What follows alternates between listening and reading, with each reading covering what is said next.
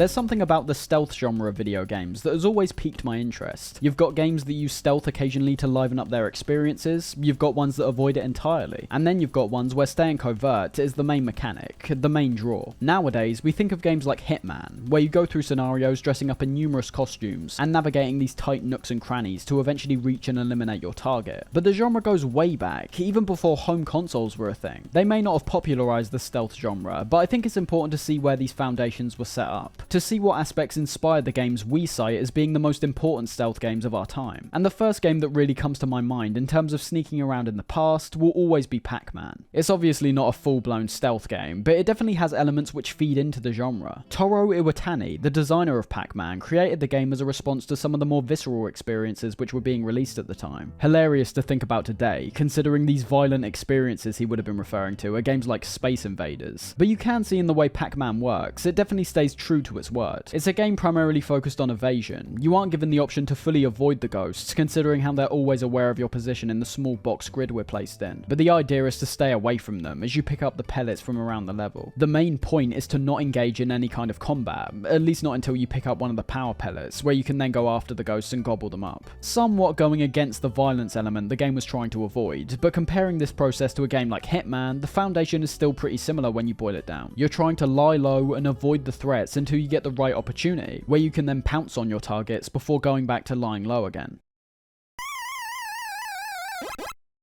Pac-Man was released in 1980, but there were games even earlier than this which have been referred to as the first examples of a stealth video game. The earliest of which I'm aware of was a game developed by Hiroshi Suzuki for the Commodore PET, referred to as Manbiki Shonen, or rather Shoplifting Boy. The concept is obvious from the title of the game. You're a boy who's trying to shoplift from a convenience store, and the only thing which stands in your way is the clerk which can be seen wandering around. In practice, it's a game very similar to Pac-Man in many ways. Instead of pellets placed around a maze-like level, you're collecting dollar signs from the different rows in the store, where if you collect everything without being caught, you complete the level, and if you're discovered, the police take you away. The big difference here though, which surprisingly a lot of stealth type games end up avoiding in the near future from this point, is that the game doesn't work on actually being caught. Instead, merely being seen by the store clerk results in your failure. That element alone does make me think this game is the first true stealth game. It's not merely about avoiding a threat, but you've actively got to stay out of their line of sight. Your presence in the building can't be acknowledged at any point. Suzuki ended up presenting this game to the game developer Taito, in which they pretty much used the game's core mechanics for their game Lupin the Third, which was released in arcades in 1980. A game which still has us collecting up money bags, but slightly misses the mark in terms of the enemy's functionalities. Being seen no longer has a failstate, and the guy with the stick that we can see wandering around is almost always aware of our position. Compared to Shoplifting Boy, this is a game that's more in line with Pac-Man, which we saw release earlier that same year. So despite Lupin the Third and Pac-Man being far wider releases of a game that could be thought of as stealth, Shoplifting Boy was still the only one that had true consequences for actually being discovered. Something I think is vital for any stealth game. Outside of that, you're merely looking at some kind of cat and mouse game at best. Finally, I want to touch on a game released by Sega referred to as 005, being an obvious spin on the codename of another covert operator,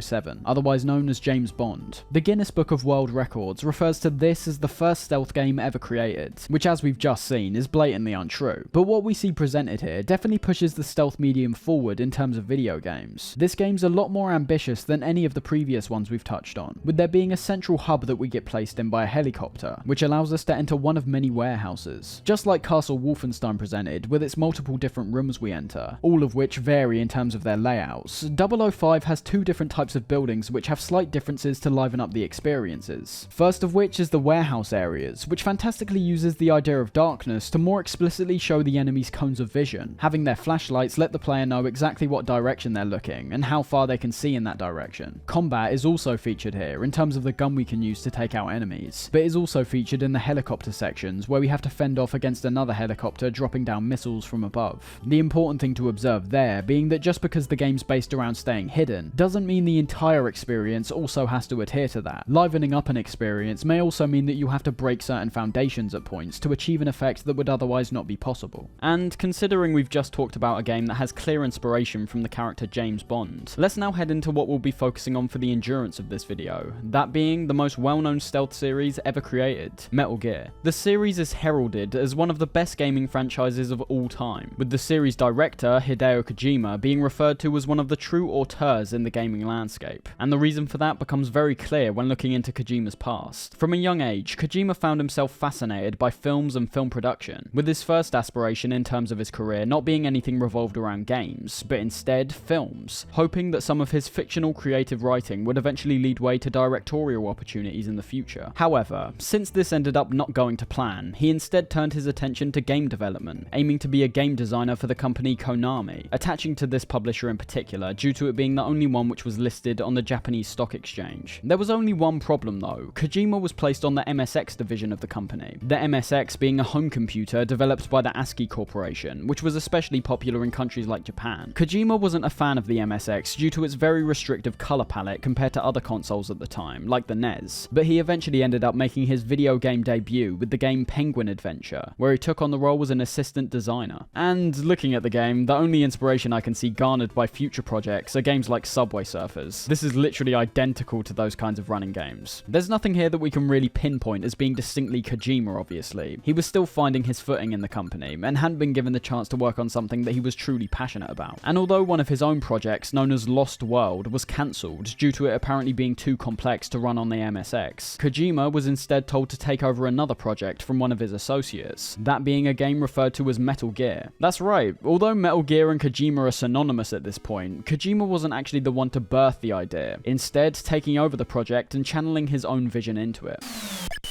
Firstly, it's important to note that I'm playing on the Metal Gear Solid 3 versions of both Metal Gear 1 and 2, with me not having access to an actual MSX computer, and MSX emulation not being as convenient. I'm recording the ports of the first two Metal Gears on the Metal Gear Solid HD collection for the Xbox 360. There's nothing that's substantially different, to be honest, but there are things like certain character models which can be seen between both games which differ at points. Most other aspects are pretty much identical to their original releases though. Starting from the menu screen, we can see straight away we've jumped very far back to a point in the past, where games were still basically weaning themselves off the stigma of money-grabbing arcade machines. No kind of music, no interesting visuals, just a straight silent black screen with the title, which I've always found interesting. Not many arcade machines had actual menus, instead constantly showing a demo on the screen to further entice people to spend their money. In terms of any aspects about this game we can garner before hitting play, the instructions do almost nothing in this regard, merely telling us the controls and nothing else. This was much different for the actual MSX release of the game, which featured a highly detailed manual, laying out certain key details which either get glossed over in the game or are merely talked about like the player should already be familiar with them. For example, in the opening conversation we have with Big Boss, we're told about our mission briefly, and are told to infiltrate the compound, make contact with Grey Fox, and destroy the ultimate weapon, Metal Gear. That's all the information we get in game, but looking to the manual, we see that the character we're playing as, that being Solid Snake, is part of a special operations unit referred to as Foxhound. This immediately gives more context to the stealth gameplay, merging the game's mechanics and story very well. We have to avoid discovery at all costs because the operation we're embarking on is one that should never be known by the general public. In the manual, we also discover the enemy base referred to as Outer Heaven in-game isn't merely a base, but an actual nation that's now been established in South Africa, with the aforementioned Grey Fox being another member of Foxhound, who was sent in before us and eventually lost contact when encountering the titular Metal Gear. Once again, we wouldn't have actually known about Grey Fox's significance, or even our location if it wasn't for this manual, so I'm glad there's still copies online that can be sought out. Jumping into the actual game though, we'll try not to get too ahead of ourselves in relation to all the elements which are introduced here, but let's just say a surprising amount of things we see in this game are carried over to essentially all of the Metal Gear games. This sentiment being shown off immediately, with the first thing we're made to do being to listen to a radio conversation between Solid Snake and Big Boss. Big Boss is set up as almost our guidance throughout the game, being rather limited in terms of the interactions we have with him over the radio calls, but still giving us some important tips along the way in regards to certain equipment we pick up, and scenarios we're placed in. As you saw when I was talking about the manual, Big Boss's initial call with us gives a basic rundown about what our objectives are, that being to infiltrate Outer Heaven, locate Grey Fox, and destroy Metal Gear. And upon ending the radio call, Snake climbs into the compound and the iconic Metal Gear music starts up.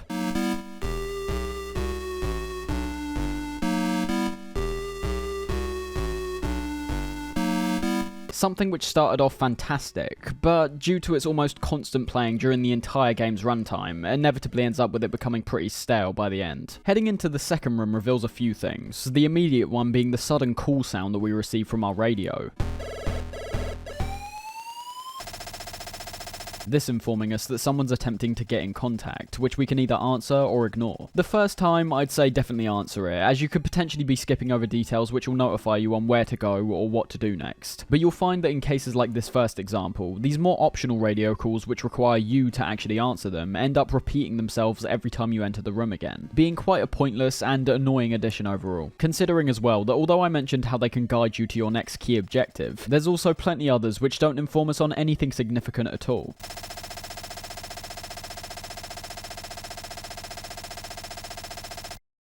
Something else we can witness when entering the compound is the lethality of our enemies being reflected in our environment. From the outside, we saw several tanks lined up in a row, which could hypothetically be a scare tactic to dissuade anyone from attempting to enter, much like we do. But then, actually heading inside, we see there's even more tanks lying around, and what we can assume is crates of weaponry and ammunition piled up on each other. Even though tanks aren't something we're commonly going up against, having these sorts of weaponry be the first thing we see here makes the player feel even more out of their depth, something which only gets further reinforced when encountering the hostiles here. These first two rooms we enter are almost like a testing area for the player to become accustomed with the movement. Luckily, despite quite a few elements of this game seeming outdated, the movement is definitely not one of them. In terms of running around, you've got your typical right, left, up, down control scheme, with no kinds of diagonal movement, which is fine considering how the game's laid out overall. Outside of the movement, we have buttons to open our two inventory screens, one of which being for our equipment and the other being for our weapons. We also have a separate button push to use our weaponry and another one for a standard punch. That's it. The most important thing I'd like to point out in this regard is the convenience of having two inventory screens. Well, somewhat of a convenience. It might sound initially cumbersome, but ends up persisting throughout most of the Metal Gear entries in the future because how it works with certain Metal Gear conventions. Keycards are something we use a lot in this game, which reflects both the best and worst aspects of the inventory system here. At its best, you're running away and firing at enemies with both a gun and keycard equipped, and instead of having to switch out your gun for a keycard, you've already got it equipped in the other slot, so you can open the door, thus not slowing down the gameplay and also not leaving us open to any unnecessary damage. But then there's the flip side to that, in the fact there's also multiple kinds of keycards for numerous different doors, which as the game goes on presents a mind-numbingly annoying issue where you never know what keycard to actually use for each door, considering all the doors never actually inform you of what keycard they need. Well, that's unless you want to go real old school and start drawing out maps and noting down which doors you need to come back to with higher tier keycards. But that's not something I personally wanted to do while playing a game. Heading up or right presents us with some enemies, giving us a good chance to look at both the stealth and loud combat of the game. Much like many other Metal Gear titles to come, we start the game off with no equipment whatsoever, with the phrase OSP or on-site procurement actually originating from the Metal Gear series. This referring to the idea that by bringing no equipment with us to the mission, there's no chance of having anything traced back to America, which is where Solid Snake's being sent from. A detail that seems important merely for gameplay reasons in these earlier titles, due to there being an overall lack of any substantial narrative here, but it's definitely an idea that becomes a lot more prescient when the series begins focusing on and breaking down certain real-world conflicts, which have shown countries reportedly employing these same kinds of tactics. Ones which aren't only disrespectful to the soldier by essentially leaving them for dead if anything goes wrong, but also leaves whatever invading country that's doing this blameless. So it's up to us to acquire the equipment ourselves, and with no direct information about where we should actually head, the player's made to roam about by themselves for a while. In which I should add, these first two Metal Gear games seem to have more in common with games like Zelda compared to anything else, at least to begin with. I mean that in the sense there's more reliance on the player to remember things and figure out where to go. It's not like Mario, where we start in one place, travel to the end, and then go to the next level. This game is like an interconnected, weaving maze at points, which despite being interesting in terms of expansive and open level design at this point, definitely hasn't aged well. I haven't been this confused playing a game for a while. But taking a step back and looking at the enemies for a second, from the first area we enter, heading up or right presents us with a group of enemies, which as we can see have AI that is fine tailored to the environments they've been placed in. So for example, heading into the area on the right has two soldiers which are always walking up when entering, the one on the left looking down after he's reached the top, and the one on the right looking right. Then looking to the room above, this one has slightly more options depending on where you enter the room from. Entering from below has one guard in the middle and one at the top. Entering from the right hand side has one in the middle and one at the bottom, and entering from the top has the same effect. I think there's a good blend of switching switching things up while also staying familiar here. Observing the guards' behaviours when entering the room for the first time will render them entirely predictable upon entering that area from the same direction in the future. I'm not saying the player will remember their movements beat for beat, but you know what I mean. Once you see it enough times, you will remember it. But as we can see, certain areas also adapt to where the player's coming from. Not just changing the positions of the enemies, but also changing where they walk, giving you a higher chance to be detected if you're not familiar with their patterns. Overall, the guards themselves are pretty basic. They wander around each individual section in a set pattern, and occasionally turn swiftly in certain directions while standing still to catch the player off guard, almost like they're quickly looking over their shoulder before continuing their route. That's about the best way I could see these guys pulled off, considering the technical restrictions that Kojima was facing with the MSX. I'm not expecting any kind of dynamic AI system at this point, which will naturally adapt to your actions in the future. It's the basic kind of detection we saw from previous games like Shoplifting Boy. If they're looking in a particular direction, you better be out of their gaze or hiding behind some cover, otherwise you're getting spotted. There are some slight inconsistencies which permeate for the endurance of the game. Things like guards not noticing you when you're obviously standing right in front of them because you're just a tad out of their field of vision, or having certain points where avoiding the guards is completely unavoidable, which kind of destroys the whole stay hidden at all costs aspect of the game. But on the whole, they're pretty good. It's not just their walking and looking patterns you've got to adapt to, you've also got to take into account aspects like how long it will take you to knock one of these guys out, and if you'll be able to get to a safe position before another guard comes round and spots you. And when you start getting a little bit deeper into the game, if you want to avoid combat against these guys, there'll be a lot of rooms where you'll have to time your movements to very narrowly escape these guys. The hardest ones being rooms with upwards of 3 to 4 guards, all looking in separate directions. Timing becomes essential in scenarios like that. Of course though, we haven't actually talked about the guard's main role yet, that not being to spot you, but to also eliminate you. Upon being caught by one of these guys, you enter the alert phase, with the soon to be iconic alert sound notifying the player that they've been spotted, on top of the bright red exclamation mark which appears above the guard's head.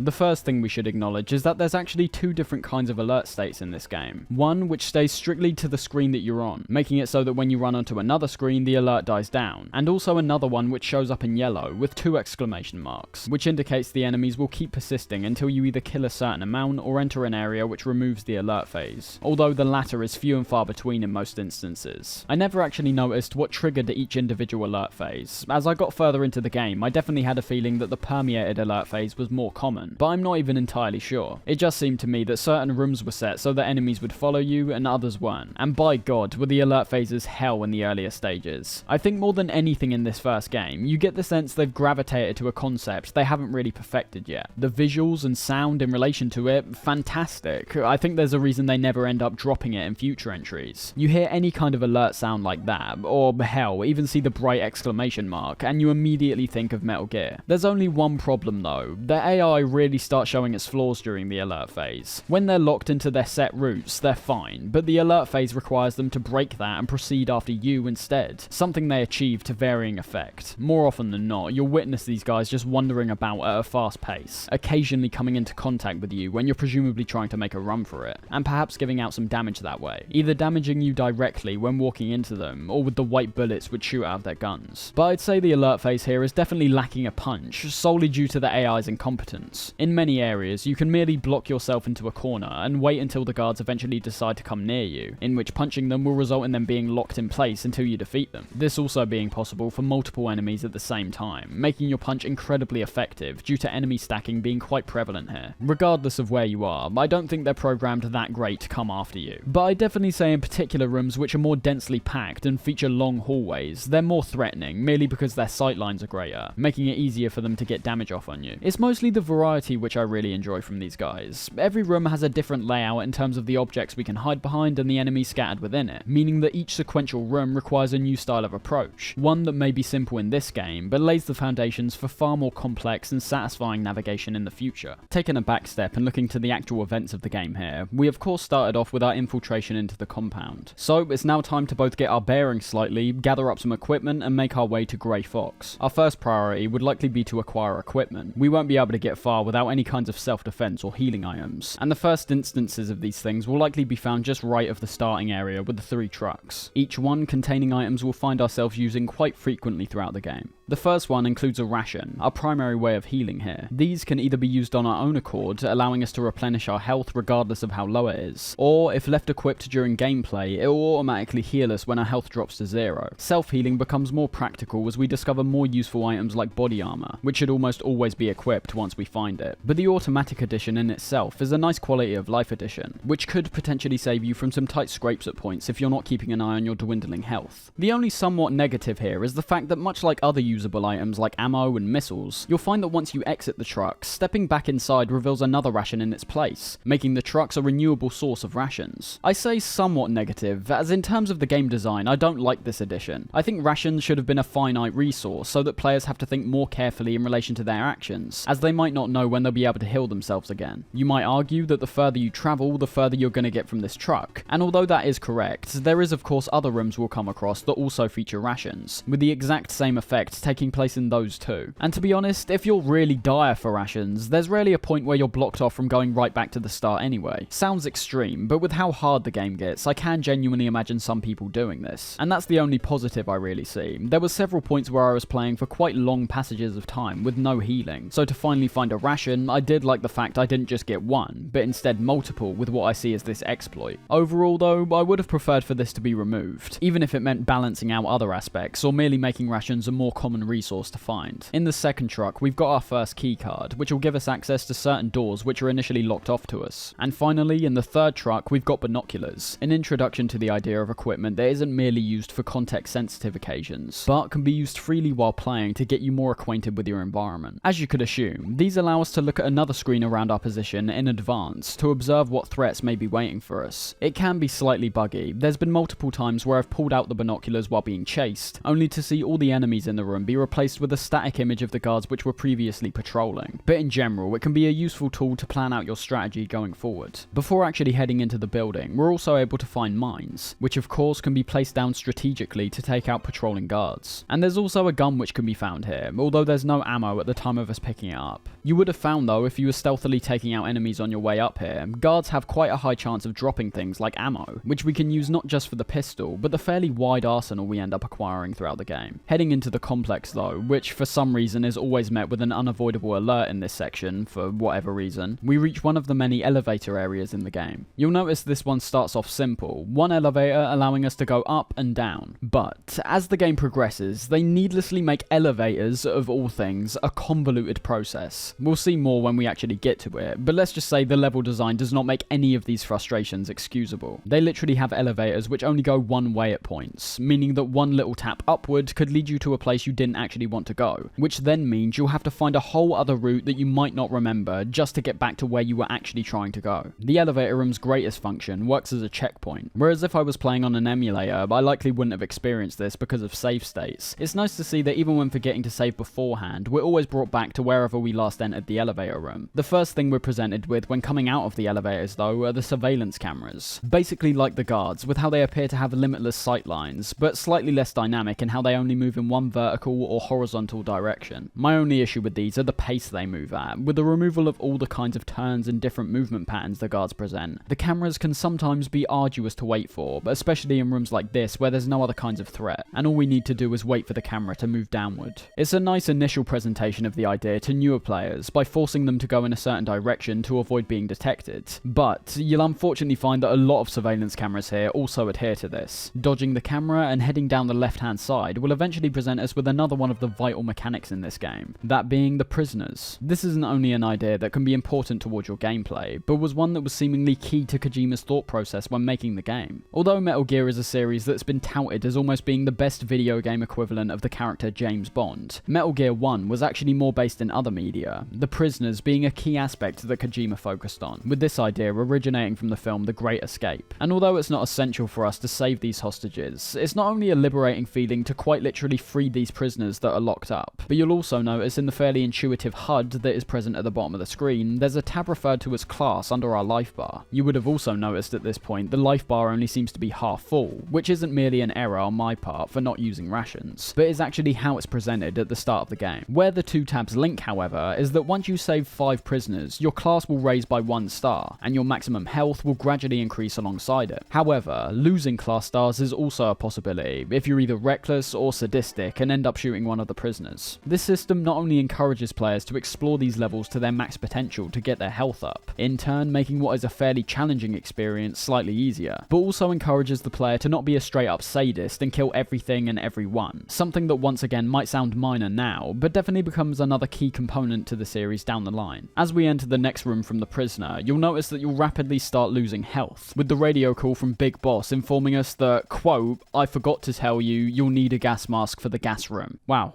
Yeah, thanks a lot. I mean, it might seem funny at the time, and for newer players will inevitably lead to one of the first backtracking moments, where we have to go back outside the building and acquire the gas mask with our level 1 keycard. But this happens a few times throughout the game, where the joke just becomes ridiculous. Big Boss ends up forgetting to tell us several things, which could result in us just straight up dying, making you have to do everything you've just done all over again. The backtracking is arguably the more important aspect to acknowledge here though. This is something you end up doing so much of in this game, and it's almost never fun. I don't really see the intention of why it happens so much throughout the game, apart from prolonging an experience that could otherwise be wrapped up hours beforehand. You might argue this backtracking was put in place so that we become more acquainted with certain environments. And to that, I say there's definitely an element of that. You will genuinely feel particular areas being mapped out in your mind, which could hypothetically lead to you tackling them in a more efficient manner than you had earlier in the game. But just using this fairly harmless gas mask backtrack as an example, remember that not only will you be doing this kind of stuff way more in the future, but also increase the distance you have to travel at points tenfold, added to the fact that with the increasing amounts of areas and ID cards you'll be accessing, unless you're writing a detailed list of things like doors you haven't accessed yet and where precisely these doors are inside these facilities, you'll end up completely lost like I was at points. And then add that to the fact you're still dealing with all the same enemies you were previously. It's not like once you remove them they're gone for good. You could clear a whole room of enemies, go into another, come back, and they're all there again. It's hands down one of the worst and most convoluted aspects of the entire experience, and it led me to do something I hadn't done in years, and that's pull out a walkthrough. That's right, this is a game that can leave you so stranded at points because you didn't pick up a certain item or enter a certain room at the correct time, that you could be completely stumped and not know where to go or what to do. And yes, I attribute most of that with the backtracking, as more often than not, the reason I got confused was because after progressing to a certain point, none of my keycards would work on any of the doors, meaning I was basically being told I forgot something, and I was going to have to explore almost everything I'd already explored beforehand just for a chance at progressing forward. It's way too much of a nightmare to deal with.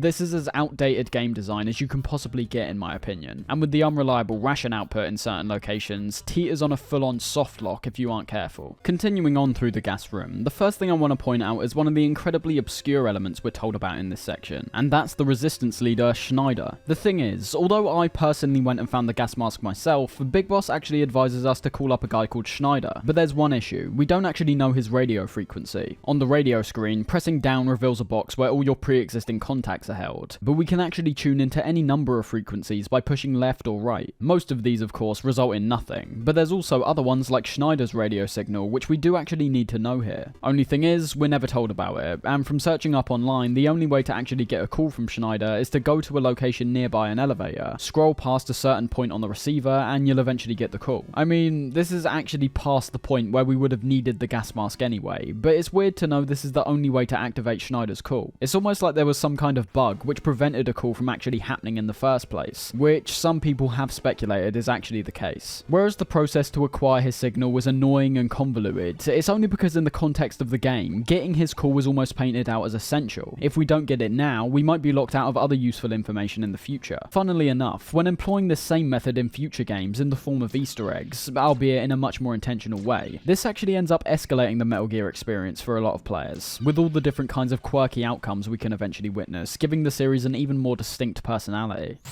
Right, and do you actually enjoy abusing helpless animals? Going past the gas room ends up leading us to another prisoner, who unlike the previous one, who merely thanked us for saving him, actually gives us some information about Grey Fox. This is something a lot of the prisoners do throughout the game, some of their dialogue merely being a way to give us some information on the actual narrative, but other times actually being quite useful for our progression. For example, one of the next prisoners we end up rescuing gives us the radio frequency to a woman called Diane. Calling her up in the same room leads to a guy called Steve picking up, while Diane's apparently out shopping, but calling her in the future will give a few insights to more specific things, like an antidote we may need if we get struck by the scorpion enemy we come across. By this point, if you're going through all the accessible doors with your keycard, you would have eventually found card 2, which we can use to acquire the RC missiles for the upcoming room filled with electricity. We're once again told to contact Schneider to identify the missile's whereabouts, but of course we still can't access him. Well, not unless we cheat and look up his frequency online anyways. But luckily the missiles are only a short way back, and with them in hand, we can use these to blow up the power panel at the end of the room and make our way forward. As I mentioned earlier on in relation to the backtracking though, this is where the card issue begins, and it's one of the most annoying aspects of the game if you haven't got a strategy guide. Already in this section, you'll notice that certain doors you could once access are now locked off to you if you attempt to use the card 2 on them. For example, if we tried to enter back into the gas room, we wouldn't be able to open the door with card 2 equipped. The card's access levels don't stack here. Doors which require card 1 will only open with card 1 equipped, which of course goes for all the other leveled doors throughout the game. What may seem like initially a small hindrance becomes a nightmare upon acquiring your 6th or 7th card, and it doesn't help that the areas you journey to don't actually escalate with your card level. You could be at one of the final areas in the game with all 8 key cards, and still need to use a level 1 or 2 to open certain doors. It's just an unnecessary hindrance that's frustrating even when you're not being hounded by enemies. Using the RC missile to destroy the panel, we can keep heading forward. In this area, we can find a prisoner, a cardboard box, which will soon become legendary for the franchise, and my favourite part is that upon making your way left and using the level 2 card on a previously locked off door, we unlock an easier route back to the first segment of this floor. I love that kind of interconnected level design. It's just a shame that outside of this moment, I can't remember many other moments that actually achieve this to any greater effect. There's things which are put in place so that you don't have to travel long distances on foot, but as we'll see, these don't really have anything to do with level design, but instead resemble something akin to fast travel points. The cardboard box we just mentioned is an item where we can literally hide in plain sight. Well, sort of. For as much as it can do in terms of avoiding the enemy sight lines, it's also very easy to get yourself stuck in a precarious position when you've got no other choice than to be caught. For example, if you end up getting stuck between multiple enemies all looking different directions, once they start patrolling, you're almost doomed. Any movement they see from the box will result in you immediately being detected, and if the box gets in the way of their patrol, they end up firing at you and detecting you as well. If we actually head back on ourselves through that door we can now access, we'll find another door close by, which leads way to a grenade launcher. On our way to it, there'll be a room filled with enemies that actively try to attack us from the moment we step in. This being different to the alert phase, and merely being a singular room which works as more of an action-oriented set piece. Which, I mean, is fine, although you'll have a much easier time just running around these guys because of how combat works in this game, but we'll get onto that in a second. Luckily, the grenade launcher, and essentially all the weapons in this game, don't require separate ammo resources. Those ammo crates that we picked up to get some bullets for our pistol will now in turn give us the bullets and also some grenades for our launcher, and when we eventually get new weapon types, they'll end up dishing that ammunition out too. Nothing too big, but once again, just a nice quality of life addition here. To progress to the next story beat though, we first have to enter the new elevator we've unlocked and head down to the first floor, in which one of the prisoners we save here will tell us that we have more chance of rescuing Grey Fox if we purposely get captured by the guards. It's the dialogue that's given out here though that made me think about game design during the period this game was released. The instructions that are given from this prisoner are blatantly obscure.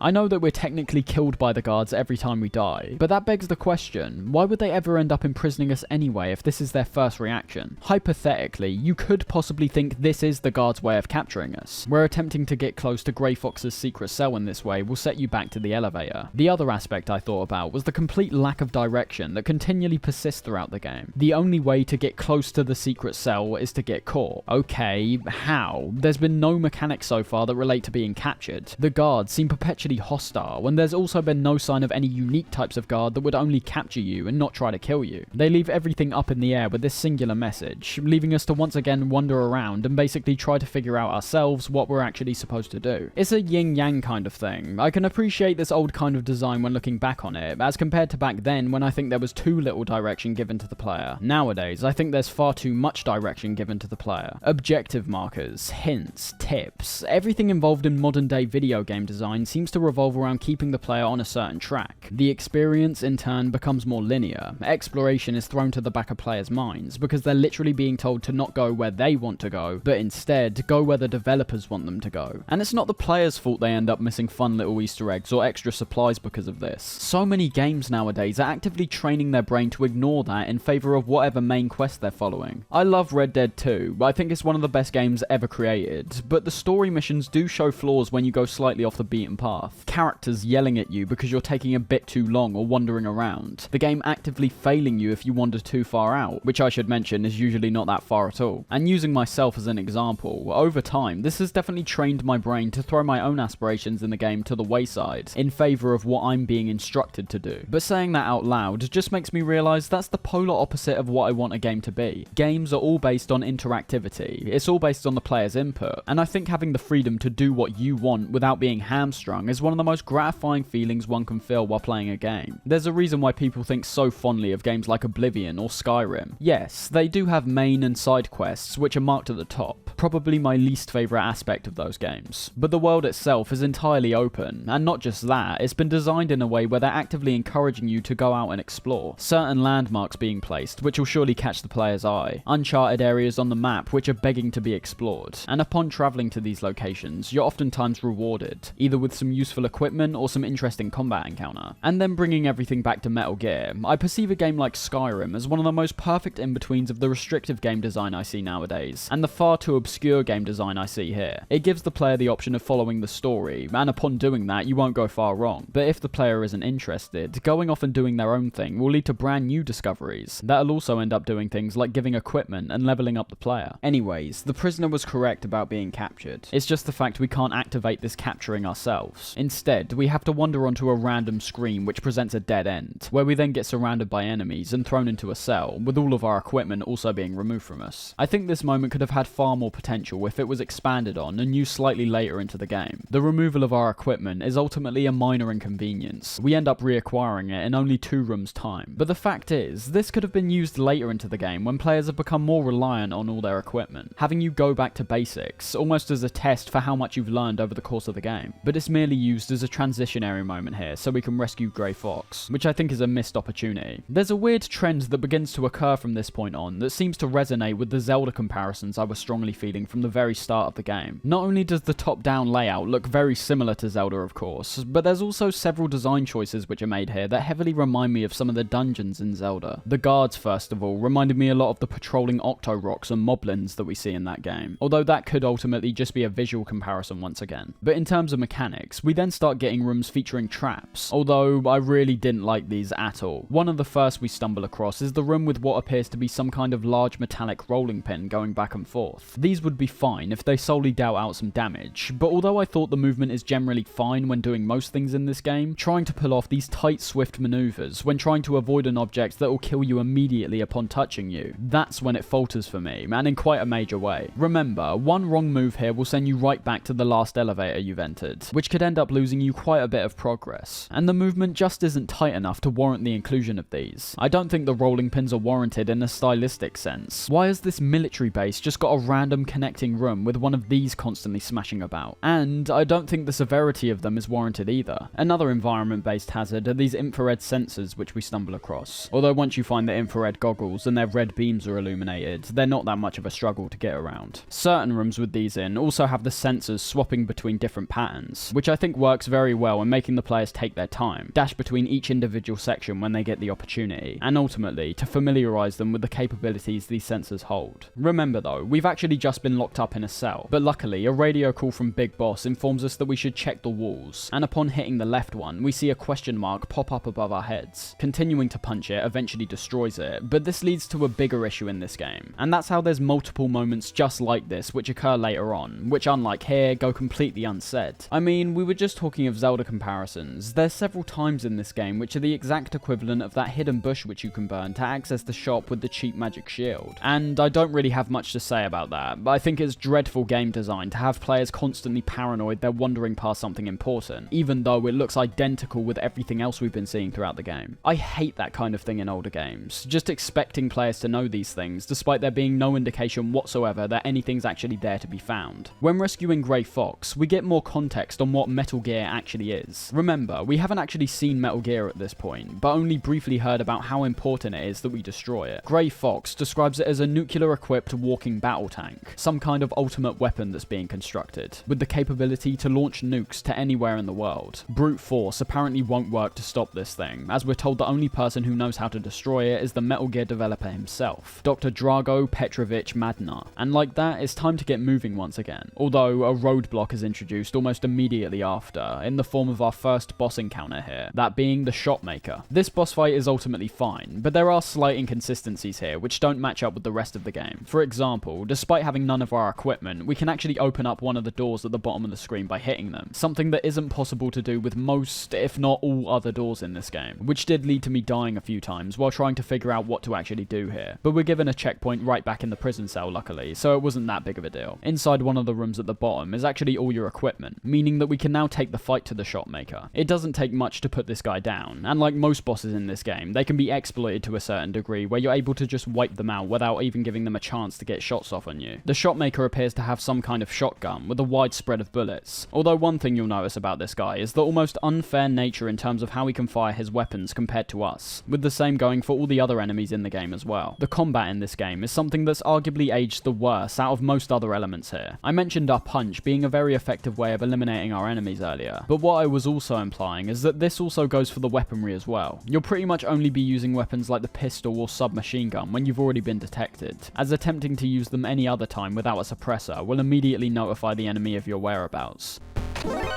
The only thing is, compared to the enemies, which you'll find can shoot in diagonal directions, you're only able to shoot in the 4 static up, down, left, right directions, heavily impeding your chance of getting shots off, considering how fast enemies can move in these alert phases. Not to mention, the bullets which get shot out from these weapons oftentimes move incredibly slowly, meaning that even if you have got a shot lined up perfectly, they could quite easily move out the way while the bullet's actually travelling towards them. There's a fundamental imbalance between you and the enemy here, which I really didn't like. It seems even these low-ranking grunts seem to be more apt at using weaponry compared to a specially trained Special Forces soldier. This of course also applies to all of the bosses here that used bullet-based weapons, the Shotmaker being a particularly difficult boss for newer players considering the bullet's wide spread as well. The only positive I could really garner from this is the fact it makes you feel rather weak compared to your enemies, which will only further encourage you to stay undetected, which I suppose works quite well in a gameplay sense, considering stealth is the name of the game here. But ultimately, it does make Solid Snake seem rather inept in combat, something which narratively doesn't fit that well at all. Overall though, once you've got to grips with the Shotmaker's patterns, he's not that difficult a boss to get past. The fact he rolls back and forth at the top of the screen stops us from merely shooting him at the side, considering contact damage is also a thing here. However, even if it takes a few rations, using a weapon like the submachine gun can take him out pretty quickly due to the fact enemies don't have the same invincibility frames that we have, meaning that you can essentially spam them with attacks and take them out in a matter of seconds. Our next main objective from this point on is to get onto the roof, something which is impeded immediately when trying to go up due to another piece of information Big Boss conveniently forgot. There's a wind barrier that's stopping us from entering, meaning that we need a bomb blast suit to bypass it. Throughout the time where we're looking for the bomb blast suit, we can utilise the level 3 card we acquired from the Shotmaker to get items like the infrared goggles, which now illuminates the sensors we would have previously been unaware of. Exploring the areas running up to these items, you would have also noticed a nice progression in terms of the intensity of the enemies here. There's certain rooms here which are far more densely packed with both enemies and large objects, making maneuvering around them even harder. It's nice to see this is actually intentional though, which might sound like a given, but of course not all rooms in the future adhere to this, and we can mainly see that not just from how the room's laid out and the fact we've only gained access to this room after going through more intensive combat sequences, but it's also shown through the enemy's clothing. Although I didn't notice any substantial change in the enemy's behaviour, you'll notice that the enemies at the start of the game, which remember, are the ones laid out in an easier way for players to become accustomed with the stealth gameplay. These ones have a light brown uniform, whereas later on you can see that enemies can also be found in darker brown uniforms, blue uniforms, and also green uniforms, with the green ones cropping up the latest in the game's runtime. As I said, nothing substantial for how the game actually plays out, but a nice visual escalation of how things are gradually getting more difficult as we progress. Thing is, we don't just need the bomb blast suit to access the roof area, but we also need to find a parachute so we can actually jump down to the area we're trying to get to, which takes us to another boss encounter against the machine gun Kit. There's not much to really say about this guy. His functionalities are almost identical to the Shotmaker, with how he primarily stays at the top of the screen, rapidly moving between these pillars to avoid your shots.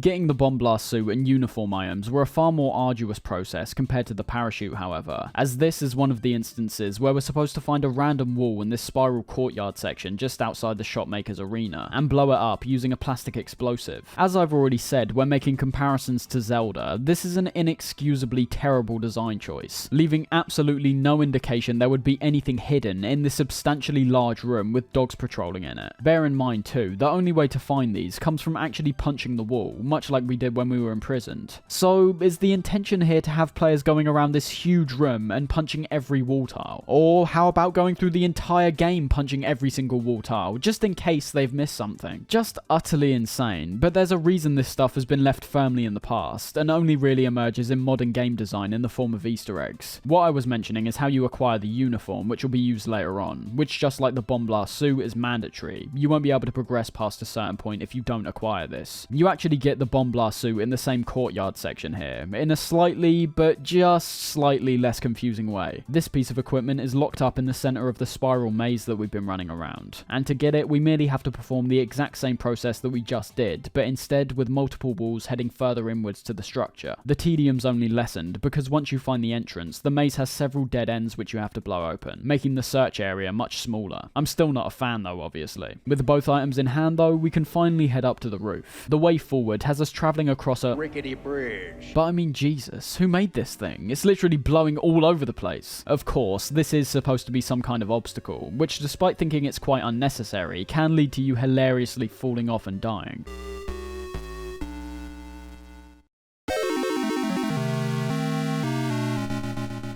Upon getting on the other side, we're greeted with a brand new enemy type, that while not being too common past this point, I found to have an interesting concept, but a lackluster execution. These guys are just like the regular guards, but have jetpacks, initially making their sightlines more unclear, considering that if we use real world logic, if they're higher up, they surely have a wider field of vision. I was immediately caught by these guys, although there was never any alert sign that actually popped up above their heads, making me think going through this section without being discovered might be nigh on impossible. And as you can see, these guys can pretty much fire all over the place. Their bullets aren't prevented by any sorts of objects, and the fact they can fly above objects too makes them an even more dangerous threat. I like their design. I like the higher level of technology they're using compared to what we've already been seeing. The only thing I don't like is the confusion of their shots. I found that solely because their bullets didn't stop when hitting objects, which implies they're travelling above them, I ended up having perspective issues in relation to their shots, where I never knew if they were headed right for me or if they were going to fly right past me. I'm pretty sure how they function is that if you cross over the bullet at any point, you'll be hit regardless, but I still found it slightly confusing. You'll want to be finding the landmine detector in this area, as it eventually becomes very useful later on. But the next substantial encounter we have is the battle against the Hind D, what I perceive as one of the best boss fights in the game. It's nothing substantially different from the previous two boss fights, one enemy at the top of the screen firing down to us below, but what I really enjoyed in this one was how the battle flowed. You're advised to use the grenade launcher during this encounter, a weapon that compared to the bullet-based ones not only fires out grenades very rapidly, which gives us more time to actually start moving again, considering we're never able to actually move and shoot in this game. But the grenade launcher also presents a crosshair on screen, indicating the range of the weapon and how far the grenades will actually travel. Pair this up with the fact the Hind D is in one static position, and the battle immediately becomes a lot fairer compared to the other ones. The diagonal shots it can perform, which we obviously can't, are all coming from one centralized area that we need to avoid, which might actually make it sound easy, if not for the fact the shots come out at an even faster pace in higher volumes, so getting caught in the crossfire could be even more fatal. It's just got a really great back and forth here. Once again, nothing too difficult particularly, but a far more satisfying encounter than most others. Parachuting into the next area, we're not just presented with numerous dogs when landing, but also two more trucks when heading downwards, which presents a horrendous troll from the game, where if you enter the truck on the left, it'll start moving and you'll be brought right back to the start. Again, why this is here, I really don't know, but dying puts us right back to where we just landed, so I can't complain that much. Entering one of the rooms nearby reveals a message on screen, with Snake questioning if he was too late to save Dr. Madnar, with this room presumably being where he was held. Although entering another nearby door and rescuing a prisoner, we're told that Dr. Madnar has actually been relocated to Building 2, meaning it's time for us to use our level 4 card and cross the desert. Although journeying upwards, you'll end up seeing what appears to be several missiles flying onto the ground. It's not that much of a dangerous trek, the area is big enough to where you'll rarely get hit by the missiles anyway. And also, if you were being extra observant, you would have also remembered there was a door way back in the courtyard area that wasn't able to be opened. However, with our new level 4 keycard that we acquired after parachuting down, we can now open it up and grab the body armor, which I'd say is almost essential to keep on your person at all times, considering the damage reduction it gives is pretty substantial. Last time I mentioned this, I promise, but an item this good shouldn't really be left for players to discover by themselves in my opinion. With the labyrinth-like layout of everything here, I wouldn't blame anyone for leaving this behind, and because it's such an effective defense item, actively punishing players for not remembering which sole door they forgot to open in the vast number of rooms and floors which are featured here doesn't feel all that fair. Continuing to head forward through the desert area, we eventually reach a boss fight against a tank. Although, because I think it's arguably one of the most boring encounters we witness here, I want to talk about the sound for a second. I've already brought it up a few times in relation to things which will end up becoming staples for the franchise. The alert sound for one, which plays when you're spotted by an enemy, is great. It really captures that deer in the headlights feeling, especially because it always cuts out all other sound.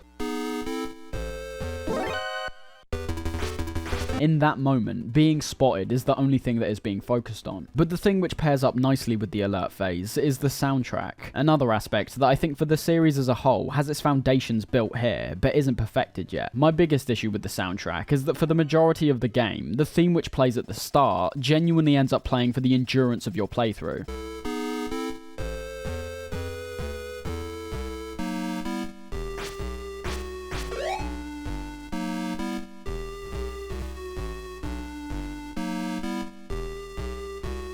It's obviously broken up slightly by things like being spotted and boss fights, but even then, all of their themes are repeated too. Boss fights all have the same music, getting spotted always has the same music. Despite not hating the sound of these at all, they do find themselves becoming stale by the end of the game because they lack variety. The main theme does fit nicely with the actions we perform throughout the game though. For me, I felt a sort of call and response from it, which replicates how we deal with sneaking past enemies throughout the game. The high stabs we frequently hear in the track almost emulate an enemy looking around for our presence while we're hiding in the shadows, and the low bassy sound that plays for a lot of the track reflects our ongoing ghost-like excursion.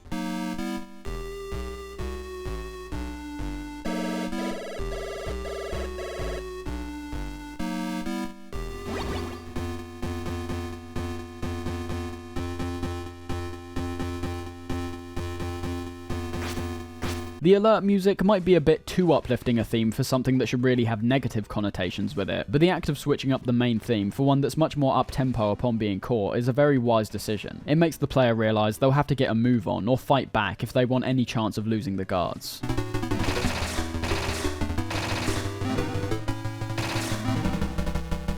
I'll admit though, everything outside of the music is very bog standard, which I assume is mainly due to aspects which we saw Kojima become frustrated with earlier, like the MSX's limiting capabilities. There's no kind of footstep sounds to be seen here, but all the bullet-based weapons sound identical, only varying in terms of the speed the bullets get shot out. But looking at it as a product of its time, and a product of the MSX, I don't think the sound's too bad overall. The soundtrack is admittedly still my favourite part. The atmosphere the game garners from these tracks alone bolsters what could otherwise appear like a fairly generic affair off the bat. And despite the repetitive nature of the tracks in this game, there is a separate argument to be had in the fact these do also result in them being stuck in the player's minds more, thus making the experience of Metal Gear even more defined. Sound on the whole was bog standard for me. Nothing particularly bothersome, but nothing that really stands out either. Oh, and that tank boss fight we left off on, you literally just put mines down and wait for it to come forward while dodging its bullets. That's it. Although because we were just talking about sound, I do feel the need to say the sound which is given out when damaging all the bosses is very satisfying.